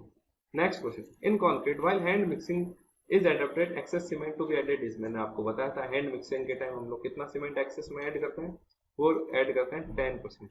देखो मैंने लेक्चर में आपको साफ साफ ये चीज बताई थी। Next question, water cement ratio is measured of water and cement use पर क्यूबिक मीटर। ये भी जब मैंने वाटर सीमेंट रेशियो बताया था तब मैंने आपको साफ साफ बताया था वॉल्यूम अपॉन में वेट। क्यों, क्योंकि जो सीमेंट होता है हमेशा वेट बैचिंग का ही किया जाएगा, चाहे वॉल्यूम बैचिंग हो चाहे वेट बैचिंग। सीमेंट आपको हमेशा केजी में लेना है, और वॉल्यूम पानी जो होता है आप हमेशा वॉल्यूम में लेते हैं, क्यों? क्योंकि जो इसकी डेंसिटी होती है 1 ग्राम पर सीसी, इसके हिसाब से 1 kg इक्वल टू 1 लीटर आता है, इसलिए आप हमेशा इसको वॉल्यूम में मेजर करते हैं। तो वॉल्यूम बाय वेट जो है, ऐसा ऑप्शन कौन सा है? और ऐसा ऑप्शन है डी। तो वाटर सीमेंट रेशियो हमेशा क्या होता है? वॉल्यूम बाय वेट होता है। Poisson ratio of cement concrete, Poisson ratio of cement concrete जैसे आप उसमें आरसीसी में भी पढ़ा और सोम में भी पढ़ा, इसका होता है 0.15। मैंने क्लास में नहीं करा इसीलिए मैं इसको क्वेश्चन की फॉर्म में ले आया। तो मैंने जैसे बोला कि जो चीज अगर क्लास में छूट गई, जैसे ये तो बताया था मैंने, ये भी बताया था पर नोट्स में नहीं है। आई थिंक नोट्स या हाँ नोट्स में नहीं है, तो आप नोट डाउन कर लेना। और ये चीज नहीं बताई थी तो मैंने अभी आपको ये क्वेश्चन की फॉर्म में ले आया हूँ। Next question, the workability of concrete can be improved by, concrete की वर्केबिलिटी कैसे इंक्रीज की जा सकती है?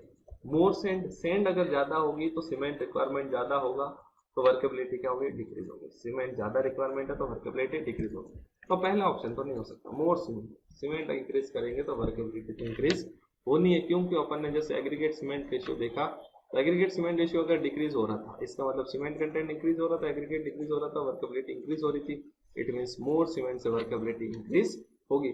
फिर बोल रहा है मोर फाइन एग्रीगेट, अगर फोर फाइन एग्रीगेट हुआ तो स्पेसिफिक सरफेस एरिया ज्यादा, स्पेसिफिक सरफेस एरिया ज्यादा यानी कि सीमेंट रिक्वायरमेंट ज्यादा, यानी कि अपने को वर्केबिलिटी कम मिलेगी। और फाइननेस ऑफ कोर्स एग्रीगेट भी अगर छोटे कर दिए तब भी उससे अपने की वर्केबिलिटी डिक्रीज होनी है। तो इसके अलावा सीमेंट वाला ऑप्शन इंक्रीज करने के अलावा बाकी सारी चीजों से अपने वर्केबिलिटी क्या हो रही है? डिक्रीज हो रही है। Next question, workability of concrete mix with low water cement ratio is determined by,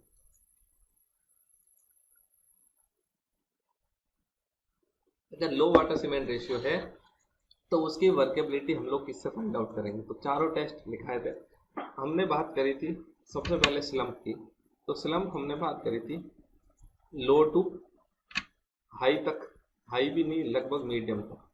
और जो कॉम्पैक्शन फैक्टर था, कॉम्पैक्शन फैक्टर जो था वेरी लो से लेके हाई तक, और अपने वीबी था वो वेरी लो से मीडियम तक, एक्सट्रीमली लो टू मीडियम, और एक था फ्लोटेबल, वो कहाँ तक था? मीडियम से लेके वेरी हाई। तो ये पूछ रहा है लो के लिए, लो वाटर सीमेंट रेशियो। अगर लो वाटर सीमेंट रेशियो होगा तो उसके लिए कॉम्पैक्शन फैक्टर करेंगे, स्लम्प नहीं करेंगे। बाकी दो तो ये तो स्ट्रेंथ टेस्ट हो गए, बी और डी तो वैसे ही स्ट्रेंथ टेस्ट है, तो एक ये है एक ये। तो लो के लिए कॉम्पैक्शन फैक्टर करते हैं, स्लम्प नहीं करते, क्योंकि हमने देखा था लो के लिए 0 से 25 आया था। तो वेरी ठीक है, वेरी लो के लिए 25 से 50 mm आया था, तो इतना सही नहीं है। कॉम्पैक्शन फैक्टर क्या देता है? ज्यादा बेटर रिजल्ट देता है।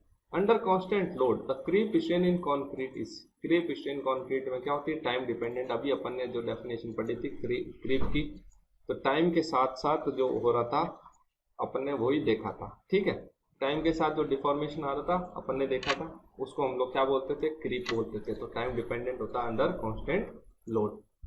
Next question, modulus of elasticity for concrete improves by, modulus of elasticity of concrete improves किससे होता है? अब देखो, shorter curing period, age, higher water cement ratio या ऑल ऑप्शन आर करेक्ट। अब यहाँ पर बच्चा क्या टिक करता है? यहाँ पर टिक करता है ऑल ऑप्शन करेक्ट। लेकिन मॉड्यूलस ऑफ इलास्टिसिटी कॉन्क्रीट कब इंक्रीज होती है? अपन ने देखा था अभी long term modulus ECL equal to क्या देखा था? EC अपॉन में 1 प्लस थीटा। तो अपन ने क्या नोट करा था पीछे जो क्वेश्चन आया था, तो EC जैसे जैसे थीटा क्या था 7 दिन के बाद तो था 2.2 7 डेज, और 1.6 था आफ्टर 28 डेज, और ये 1.1 था आफ्टर 1 ईयर। तो थीटा डिक्रीज हो रहा था तभी तो ECL इंक्रीज होएगा, थीटा डिक्रीज होएगा तभी तो ECL इंक्रीज होएगा। तो ECL कैसे इंक्रीज हो रहा है? विथ एज, समय के साथ साथ ECL इंक्रीज हो रहा है। तो इस long term modulus of elasticity increase होगा तो उसी से क्या होगा? स्ट्रेंथ इंक्रीज होगी। अपन ने वहां देख लिया, तो वही क्वेश्चन है। Next question, in a mix if the desired slump is not obtained the adjustment for each concrete slump difference is made by adjusting water content। बहुत ही अच्छा क्वेश्चन है ये, मैंने नहीं बताया था। देखो जैसे अपन ने, हम लोग क्या कर रहे हैं कि स्लम्प टेस्ट वगैरह कर रहे हैं, तो अगर हमने जो हमें डिजायर्ड स्लम्प चाहिए वो नहीं आया, यानी कि मान लो मेरे को 25 mm से 50 mm के रेंज का चाहिए, कितना चाहिए? 25 से 50 mm की रेंज का चाहिए। मान लो मेरा 20 mm आ रहा है, तो स्लम्प कम आ रहा है, तो मैं क्या करूँगा? इसमें वाटर ऐड करूंगा, ऐड वाटर करूंगा, तो वाटर या तो ऐड वाटर करूंगा या ऐड सीमेंट करूंगा या एग्रीगेट को कुछ चेंज करूंगा, मतलब चेंज एग्रीगेट कम ज़्यादा, या फिर मैं क्या करूंगा चेंज वाटर सीमेंट रेशियो, या फिर मैं क्या करूंगा चेंज ऐड मिक्सचर, ये ऐसा कुछ मैं करूंगा। तो इन सबको कितना चेंज करूंगा, तो वाटर जो है मैं चेंज करूंगा 1%, वाटर जो चेंज करूंगा 1%, वाटर जो सीमेंट है वो भी 1% चेंज करके देखूंगा। एग्रीगेट जो है मैं 2% चेंज करता हूँ एक साथ। तो सीमेंट और वाटर, अगर मेरे को वाटर ज़्यादा ऐड करना है तो मैं पहले मान लो 25% था तो अब मैं 26% पानी ऐड कर दूंगा। सीमेंट मान लो पहले 30 केजी था तो 30 केजी का 1% हो जाएगा, 300 ग्राम और ऐड कर दूंगा। तो ऐसे, ठीक है। एग्रीगेट 2% इंक्रीज कर दूंगा। वाटर सीमेंट रेशियो देखो, वाटर और सीमेंट कितना चेंज हो रहा है, 1:1 हो रहा है ना, तो वाटर सीमेंट रेशियो भी 1% होगा। और एड मिक्सचर होता है, तो एड मिक्सचर जो होता है वो होता है पॉइंट्स में, है ना, पॉइंट्स में। तो जितना है उसका 3 to 5% चेंज होता है, जितना है उसका 3 to 5% चेंज करते हैं, ठीक है।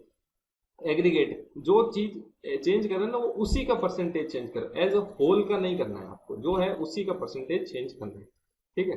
तो इसका पूछा था इसने बाय एडजस्टिंग वाटर कंटेंट, तो वाटर कंटेंट हो जाएगा D1%। Next question, segregation is responsible for, segregation से हमको कैसा कंक्रीट बनता है, तो मैंने बताया था सेग्रीगेशन से क्या हो जाता है, हनी कॉम्बिंग, हनी कॉम्बिंग होती। तो हनी कॉम्बिंग की वजह से क्या हो, खाली जगह रह जाती है, पोरस लेयर। अब पोरस लेयर हो गई तो सैंड स्ट्रिक्स यानी कि जो मिट्टी है वो वहां से आसानी से रिमूव की जा सकती है, यानी कि ऑल ऑप्शंस आर करेक्ट। अब हनी कॉम्बिंग कैसे, मधुमक्खी का छत्ता देखा आपने, तो क्या जैसे देख लो, मान लो कोई अपने ये रीइंफोर्समेंट, ये जो है कंक्रीट मेंबर है कोई, ठीक है, ये कंक्रीट मेंबर, इसके अंदर बीच में आपने रीइंफोर्समेंट लगा रखा है ऐसे। रीइंफोर्समेंट चाहे हॉरिजॉन्टल हो वर्टिकल हो, आपके उसके बीच के जो डिस्टेंस है वो मान लो 20 mm। अब आपने मान लो आपका कंक्रीट जो है किसी तरह से सेग्रीगेशन हो रहा है उसमें, यानी कि कोर्स एग्रीगेट अलग हो रहे हैं। तो कोर्स एग्रीगेट अलग हो रहे हैं, फाइन एग्रीगेट तो क्या होंगे, फाइन एग्रीगेट ये नीचे चले जाएंगे यहाँ। अब कोर्स एग्रीगेट यहाँ पड़े रहेंगे और बीच बीच में क्या रहेगा, उनके बीच में खाली जगह। तो उस खाली जगह से क्या होगा, उनको कोर्स एग्रीगेट की वर्ड जो होगी उसको फिल करने के लिए तो फाइन एग्रीगेट है ही नहीं, क्योंकि वो तो ऑलरेडी अलग हो गए। तो अब खाली जगह भरेगा कौन, कोई नहीं भरेगा, तो कोई नहीं भरेगा तो खाली जगह, तो ऐसी खाली जगह हम लोग बोलते हैं हनी कॉम्बिंग। और हनी कॉम्बिंग है, खाली जगह है, यानी कि पोरस भी है, हनी कॉम्बिंग भी है, और उसमें जो सैंड होता है सैंड अलग हो जाता है, सही बात है। तो ऑल ऑप्शंस आर करेक्ट, तो सेग्रीगेशन से ये चारों ही चीजें पॉसिबल है। Next question, which one of the following properties of a plastic concrete is modified by the air entraining agent? हम लोग एयर एंट्रेनिंग एजेंट से कौन सी प्रॉपर्टीज मॉडिफाई कर सकते हैं भाई, एयर एंट्रेनिंग एडमिक्सचर हमने मिला है तो सारी प्रॉपर्टी मॉडिफाई कर सकते हैं हम लोग। हर एक property of the concrete can be modified by the admixtures. तो ये सारी प्रॉपर्टी, वर्केबिलिटी क्या होगी, इंक्रीज हो जाएगी, सेग्रीगेशन क्या होगा, डिक्रीज हो जाएगा, ब्लीडिंग भी डिक्रीज हो जाएगा, क्योंकि डिफेक्ट्स तो अच्छे हो, डिफेक्ट्स में तो सुधार ही होगा तो ये डिक्रीज होंगे, और वर्केबिलिटी इंक्रीज होगी। साथ साथ में परमिएबिलिटी की बात करें, परमिएबिलिटी क्या होती है, डिक्रीज होती है। और मैं किसी की बात करता हूँ, फ्रीजिंग एंड थॉइंग, फ्रीजिंग एंड थॉइंग क्या होगा, वो भी डिक्रीज हो जाएगा, ठीक है।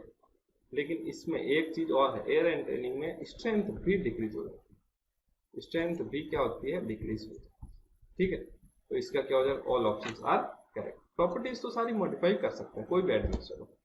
Addition of sugar in concrete results in, अगर कॉन्क्रीट में हमने शुगर मिला दिया तो उसकी वजह से क्या फर्क पड़ेगा, तो उसकी वजह से फर्क पड़ेगा increase in setting time by about 4 hours, setting time जो है 4 घंटे तक इंक्रीज हो जाएगा। यानी कि हम लोग क्या कह सकते हैं, शुगर क्या है, it is a reducer, sorry retarder, it is a retarder, यानी कि जिप्सम जैसा होता है। जिप्सम तो थोड़ा बहुत करता है, ये बहुत ज्यादा करता है। Next question, the compressive strength of 100 mm cube as compare to 150 mm cube is always, ज्यादा होता है, जितना क्यूब छोटा होगा उसकी स्ट्रेंथ क्या होगी, उतनी ज्यादा आएगी, उसकी स्ट्रेंथ क्या आएगी, उतनी ज्यादा आएगी। क्योंकि क्या होगा, सरफेस एरिया कम हो जाएगा, सरफेस एरिया कम होने से जो लोड है वो आसानी से उस पर पूरा लगेगा नहीं, लोड थोड़ा फ्री रहेगा, तो उसकी वजह से स्ट्रेंथ क्या आपकी ज्यादा आ जाती इन अ टेस्ट, है ना। पर एक्चुअली इट इज नॉट, ऐसा होता नहीं, बट आ जाती ज्यादा, तो is always more. The test most suitable for concrete of very low workability, अब वेरी लो वर्केबिलिटी के लिए क्या होगा आपको पता है, स्लम्प होगा कि कॉम्पैक्शन होगा कि वीबी होगा, तो सबसे वेरी लो दे दिया अपन ने पीछे देखा था कि लो के लिए तो कॉम्पैक्शन था, तो स्लम कहाँ हो गया, मीडियम, लो, वेरी लो, तो फ्लो टेबल पूछ ले तो हाई के लिए, तो ये आपको ध्यान रखना है। तो वीबी टेस्ट जो होता है वेरी लो के लिए होता है। Next question, 400 metre square cement concrete 1:2:4 4 centimetre thick floor, the quantity of cement required is. अब ऐसे क्वेश्चन मैंने आपको एस्टिमेशन में भी कराए थे, एक बार फिर बता देता हूँ। तो आपको क्या चाहिए कि सीमेंट कॉन्क्रीट है 100 मीटर स्क्वायर का फ्लोर, उसकी थिकनेस है 4 सेंटीमीटर, तो टोटल क्वांटिटी कितनी हो गई, टोटल क्वांटिटी हो गई आपकी 100 इंटू 4 सेंटीमीटर यानी कि 0.04, तो ये हो गया 4 मीटर क्यूब आपकी टोटल क्वांटिटी। अब ये तो आपको वेट, ये तो आपको चाहिए ड्राई, तो इसको वेट में कन्वर्ट करने के लिए आप क्या करोगे, 1.54 से मल्टीप्लाई करोगे। ये भी अपन ने देखा था कॉन्क्रीट को कन्वर्ट करने के लिए 1.54, और अपन ने देखा था कि मोर्टार के लिए 1.3 ले रहे थे। तो 1.54 इंटू 4 करेंगे तो ये हो जाएगा लगभग 6 हो गया, 6 हो गया, 4 का 6.16 मीटर क्यूब आ गया आपका टोटल। तो आपको टोटल इतना मोर्टार कॉन्क्रीट चाहिए। अब इसने पूछा उसमें से सीमेंट कितना, तो सीमेंट देखो टोटल रेशियोज कितने हैं, 1 + 2 + 4 = 7, तो टोटल 7 है, टोटल 7, उसमें से सीमेंट का रेशियो कितना 1, तो 1/7 इंटू 6.16, तो 6.16 तो ये आ रहा 0.88, तो ये कितना आ रहा 0.88 मीटर क्यूब आंसर है। अब 0.88 है क्या ऑप्शन में, 0.88 नहीं है, लेकिन सबसे नजदीक है जो 0.9 मीटर क्यूब है। तो आप जिसको यहाँ से समझ में नहीं आया तो वो जाके एस्टिमेशन वाले में लेक्चर देखे, वहां पर मैंने पूरा लेक्चर इसी के बारे में बनाया था। ये जो कैलकुलेशन है मोर्टार वगैरह की, सीमेंट वगैरह की, फ्लोर के लिए, रूफ के लिए, प्लास्टर के लिए, सबकी कैलकुलेशन वहां पर मैंने अलग से कराई है। तो उसका लेक्चर शायद वीडियो नंबर 5th या 6th में से कोई होगा, शायद 5th है, तो आप वहां पर जाकर देखो और आराम से आपको समझ में आ जाएगा। Next question, after casting an ordinary cement concrete on drawing, after casting an ordinary cement concrete on drawing, कोई भी सीमेंट कॉन्क्रीट हो या सीमेंट हो, ड्राई होने के बाद तो श्रिंक होगा ही होगा, एक्सपेंड तो होगा नहीं, एक्सपेंड तो होता नहीं, क्योंकि अपन ने श्रिंकेज ही देखा हमेशा, हम हर बार देखा कि श्रिंकेज श्रिंकेज वर्ड आया, कभी एक्सपेंशन तो आया ही नहीं, तो इसलिए क्या होता है हमेशा श्रिंक होता है। ठीक है, which of the following factors influence the durability of concrete, इनमें से कौन सा ऐसा फैक्टर है जो ड्यूरेबिलिटी ऑफ कॉन्क्रीट को इन्फ्लुएंस करता है। ठीक है, तो देखते हैं भाई 69 number, the cover to embedded steel. अब ड्यूरेबिलिटी का मतलब क्या है, टिकाऊपन, यानी कि कितना लंबा चलेगा उसकी life span. The cover to embedded steel, अगर उसका जो कवर होगा यानी कि जो ये रीइंफोर्समेंट, मान लो ये रीइंफोर्समेंट यहाँ तक है रीइंफोर्समेंट, इसके बाहर बार ये मान लो कवर, यानी कि इसको कवर करने के लिए कंक्रीट है ये वाली, अगर ये कंक्रीट कम होगी तो क्या होगा, कवर क्या हो जाएगा, एक्सपोज हो जाएगा एनवायरमेंट में, यानी कि उसका क्या हो जाएगा कोरोजन, तो कवर की वजह से फर्क पड़ता है, तो कवर जो है उसका फर्क पड़ता है।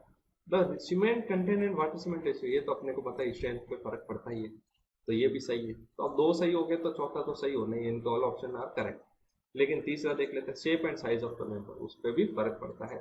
शेप जितना टेढ़ा मेढ़ा होगा उतने कम ड्यूरेबिलिटी, शेप जितना यूनिफॉर्म होगा उतनी बेटर ड्यूरेबिलिटी, तो इन सबका ही फर्क पड़ता है। The increased cohesiveness of concrete mix, अब ये बोला है अगर कॉन्क्रीट जो है वो उनका जो है आपस में एक दूसरे के प्रति जो रिलेशन है, जो अट्रैक्शन है, वो अगर इंक्रीज हो गया तो क्या फर्क पड़ेगा, तो less liable to segregation. Segregation में क्या होता है कि कोर सेग्रीगेट अलग हो जाते हैं, ठीक है, सीमेंट कॉन्क्रीट, अगर इनके बीच में अच्छा अट्रैक्शन हो गया तो कम होंगे, अलग होंगे नहीं, वो उनके बीच में अट्रैक्शन बना रहेगा, यानी कि less liable to segregation. Next question, inert material of a cement concrete mixes, अब इनमें इनर्ट मटेरियल कौन सा होता है, तो एग्रीगेट के बारे में अपन ने साफ साफ लिखा है, शुड बी इनर्ट, क्योंकि ये दोनों तो आपस में रिएक्शन करेंगे तभी तो हाइड्रेशन ऑफ सीमेंट होगा, ये है ना, लेकिन ये होता है इनर्ट, ये कोई रिएक्शन में पार्ट नहीं लेता, अपन ने साफ साफ लिखा था इट शुड बी इनर्ट, पहला point. Next, the datum temperature for maturity of concrete, datum temperature के लिए अपन ने कितना लिखा था, 11 डिग्री सेल्सियस, यानी कि -11.7 डिग्री सेल्सियस अपन ने लिखा था, अपन ने 11 की बात करी थी तो 11 ही होता है, ये 7 तो क्या कभी कभी 0.7 एग्जैक्टली कैलकुलेशन के लिए अपन यहाँ तक पहुंच जाते हैं, लेकिन जनरली हम लोग -11 डिग्री ही लेते हैं। ठीक है, for M25 grade concrete, the split tensile strength in terms of percentage of its compressive strength is, split tensile strength की सीमा, तो अपन ने देखा कि जो फ्लेक्सुरल टेंसाइल स्ट्रेंथ होती है तो वो लगभग 10% होती है, स्प्लिट टेंसाइल स्ट्रेंथ होती है 10 से 15%, ठीक है। तो शियर होती है जो 20%, 15 से 20% होती है। तो स्प्लिट टेंसाइल स्ट्रेंथ 10 से 15%, ऐसी रेंज कौन सी है 10 से 15%? ये रहा। देखो ये तो है 18, ये तो ज्यादा पहुंच गया, तो ये तो होगा नहीं, ज्यादा तो लेनी नहीं, इससे ज्यादा तो लेनी नहीं 15 से, तो 15 से कम वाला ऑप्शन क्या है? ए हो जाएगा, क्योंकि उससे ज्यादा नहीं होती, उससे कम ही होती है, ठीक है। तो इसका ऑप्शन हो जाएगा 7 से 11%। अगर आपको वैसे देखना है तो इसका फॉर्मूला होता है 0.7 रूट एफ सी के। फ्लेक्सुरल टेंसाइल स्ट्रेंथ या स्प्लिट टेंसाइल स्ट्रेंथ का फॉर्मूला होता है 0.7 रूट एफ सी के। अब 0.7 रूट एफ सी के यानी कि 0.7 इंटू एफ सी के कितना 25, तो ये आ जाएगा 0.7 इंटू 5, तो ये आ जाएगा 3.5। अब ये 3.5 आया तो 3.5 डिवाइडेड बाई 25 इंटू 100 करना हो तो ये कितना आ जाएगा? ये 4 बार आ गया, तो ये हो जाएगा 14, ये आ जाएगा कितना आ जाएगा 14%। तो 14% कितना हुआ? लगभग 7 से 11%। यही मैंने दिखाया था रेंज आपको 10 से 15%, तो इससे अंदर ही रहता है, इससे बाहर नहीं। ये तो आना नहीं, हाइयर तो जाना ही नहीं, आपको लोअर की तरफ ही जाना, ठीक है। तो इसका ऑप्शन हो जाएगा A correct. Next question, transport of concrete by pumps is done for a distance of. Transport of concrete जो होता है अगर पंप से कर रहे हैं इनके ट्रांसपोर्टेशन, उसकी मैक्सिमम डिस्टेंस हॉरिजॉन्टल डिस्टेंस पूछ रहा है, तो मैंने आपको लिखाई थी 400 मीटर जो होती है हॉरिजॉन्टल डिस्टेंस होती है, और 80 मीटर जो होती है वर्टिकल डिस्टेंस होती है। इनके पंप्स के द्वारा कॉन्क्रीट अगर एक जगह से दूसरी जगह ले जा सकते हैं, तो हॉरिजॉन्टल डिस्टेंस में 400 मीटर और वर्टिकल डिस्टेंस में 80 metre. Next, the gel space ratio of a concrete sample is given as 589। What is the theoretical strength of that concrete sample? बहुत ही अच्छा क्वेश्चन आजकल एसएससी में और एक दो एग्जाम में और पूछा हुआ है। जेल स्पेस रेशियो के हिसाब से स्ट्रेंथ पूछ लेता है। तो एस जो कॉन्क्रीट की स्ट्रेंथ होती है यानी एफ सी के इक्वल टू होता है 240 इंटू ये जेल स्पेस रेशियो का क्यूब। क्या होता है 240 इंटू जेल स्पेस रेशियो का क्यूब। अभी जेल स्पेस रेशियो यहाँ पर दे रखा है इसमें, तो यहाँ पर आपको करना है gel space ratio divided by 1000 का क्यूब, ठीक है। इसमें अगर इसको हमेशा पॉइंट्स में लेना है, कैल मिला के बात है, जेल स्पेस रेशियो का आपको पूरा पॉइंट्स में लेना है, तो 240 इंटू 589 डिवाइडेड बाय 1000 का क्यूब, यानी कि 240 इंटू 0.589 का क्यूब। ये इसको अगर हम लोग करेंगे तो इससे जो ऑप्शन आएगा अपना आएगा ए ऑप्शन करेंगे। जेल स्पेस रेशियो अगर इतना है तो उसके हिसाब से कॉन्क्रीट की स्ट्रेंथ होगी वो ऐसी कुछ आएगी, ठीक है। तो इसी के साथ अपने 75 नंबर ऑफ क्वेश्चंस हो गए। नेक्स्ट लेक्चर में हम लोग और 75 करेंगे। ये अभी तक जितने थे लगभग सारे एसएससी और अदर स्टेट एग्जाम के थे। नेक्स्ट क्वेश्चन नेक्स्ट में जो आएंगे वो आधे क्वेश्चन उसमें कुछ ईएससी के भी होंगे। तो तब तक के लिए हम लोग बाय बाय कर रहे हैं, और प्लीज़ ज़्यादा से ज़्यादा लोग देखो, ज़्यादा से ज़्यादा लोगों को बताओ, ताकि हमें भी क्या है बेटा मोटिवेशन मिलता रहे। जैसे मैंने स्टार्टिंग बताया फिर बता रहा हूँ कि अगर आप लोग ज़्यादा देखोगे तभी हमको मज़ा आएगा, कोई लेक्चर बनाने में मज़ा आता है, अदरवाइज मज़ा नहीं। ठीक, thank you for watching our channel. Thank you for watching the video. Please like, share and subscribe the channel Integrated.